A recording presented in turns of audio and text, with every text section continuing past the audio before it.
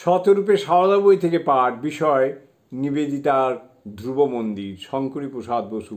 ষষ্ঠ পর্যায়ের আলোচনা। ভারতীয় নারী আদর্শের চরম বাণী সারদা কেন? এটি শেষ অংশ। এই কথাগুলি নিবেদিতা যখন লিখেছেন তখনও তার মাতৃদর্শন সমাপ্ত হয়নি। আরও বছর খানেক পরে 22শে সেপ্টেম্বর 1910 তারিখে লিখেছেন, সম্প্রতি সারদানন্দের সঙ্গে যথেষ্ট দেখা সাক্ষাৎ হচ্ছে গ্রন্থ প্রকাশের কারণে, এবং যেহেতু আমি স্বামীজির প্রামাণ্য জীবনী সম্বন্ধে তথ্য সংগ্রহ করতে শুরু করেছি, সুতরাং সেই গোড়াকার দিনগুলিতে যেন ফিরে যাচ্ছি যখন ওরা দক্ষিণেশ্বরে শ্রীরামকৃষ্ণের কাছে যেতেন।